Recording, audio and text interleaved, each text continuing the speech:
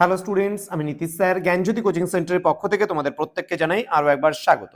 তো স্টুডেন্টস, আজকে আমি তোমাদের সঙ্গে যে বিষয়টি নিয়ে আলোচনা করবো সেটা হচ্ছে এনইপি 4 ইয়ার আন্ডার গ্র্যাজুয়েট প্রোগ্রামের অধীনস্থ যে সমস্ত ছাত্রছাত্রীরা ফার্স্ট সেমিস্টারে বিভিন্ন কলেজগুলোতে পড়াশোনা করছো, যারা মাইনর হিসাবে অথবা ডিএসসি হিসাবে বেঙ্গলি রেখেছো, তাদের জন্য কিন্তু আজকে এই সেশনটি আমি লাস্ট ক্লাসে আলোচনা করেছিলাম তোমাদের সঙ্গে ডিএসসি আর মাইনরের 2 এবং 3 মার্কসের যে সাজেশনসগুলো সেগুলো নিয়ে আজকে আমি 6 নম্বরের প্রশ্নগুলো নিয়ে আলোচনা করব।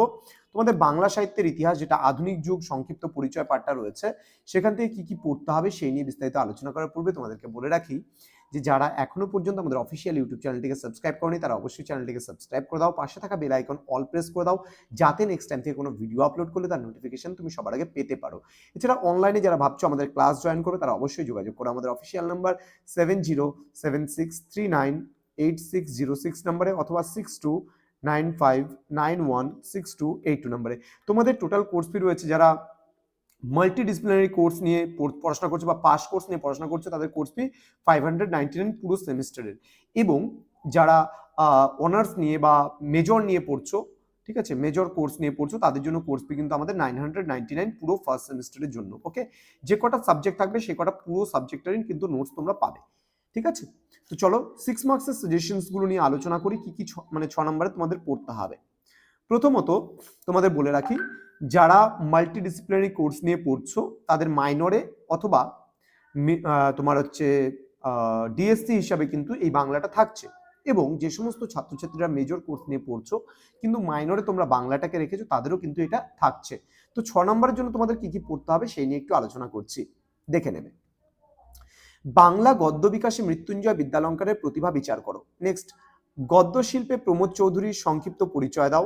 নেক্সট, ঈশ্বরচন্দ্র বিদ্যাসাগরের অনুবাদমূলক রচনা সংক্ষিপ্ত পরিচয় দাও। নেক্সট, রবীন্দ্রনাথ ঠাকুরের কাব্যগুলিকে কটি পর্যায়ে বিভক্ত করা যায়, এই পর্যায়ের মধ্যে যে কোনো একটি পর্যায়ের সংক্ষেপে আলোচনা করো। নেক্সট রয়েছে টিকা লেখো মেঘনাদবধ কাব্য। নেক্সট, বাংলা কাব্যে জীবনানন্দ দাশের কবি প্রতিভার পরিচয় দাও। নেক্সট রয়েছে দ্বিজেন্দ্রলাল রায়ের ঐতিহাসিক নাটকগুলি সম্পর্কে সংক্ষিপ্ত টিকা লেখো। নেক্সট রয়েছে গিরিশচন্দ্র ঘোষের পৌরাণিক নাটকগুলি সম্পর্কে সংক্ষেপে আলোচনা করো। নেক্সট, প্রহসন রচয়িতা রূপে দীনবন্ধু মিত্রের কৃতিত্ব বুঝিয়ে দাও। পরবর্তী প্রশ্নে আমরা চলে আসব। মাত্র 15টা প্রশ্ন তোমাদের দিয়েছি। এখানে রয়েছে বঙ্কিমচন্দ্র চট্টোপাধ্যায়ের সামাজিক উপন্যাসগুলি আর সম্পর্কে আলোচনা করো। নেক্সট রয়েছে বঙ্কিমচন্দ্র চট্টোপাধ্যায়ের ঐতিহাসিক উপন্যাসগুলি সম্পর্কে আলোচনা করো। নেক্সট, রবীন্দ্রনাথ ঠাকুরের উপন্যাসের সামাজিকতার প্রসঙ্গ সম্পর্কে আলোচনা করো। নেক্সট, বঙ্কিমচন্দ্র চট্টোপাধ্যায়ের দেশাত্মবোধক উপন্যাসগুলির সংক্ষিপ্ত পরিচয় দাও। নেক্সট রয়েছে পরশুরাম নামে কে পরিচিত বাংলা ছোট গল্পে তার কৃতিত্ব আলোচনা করো। এই 15টা প্রশ্নের মধ্যে তোমাদের আসবেই একেবারে 100% কমন কিন্তু স্টুডেন্টস।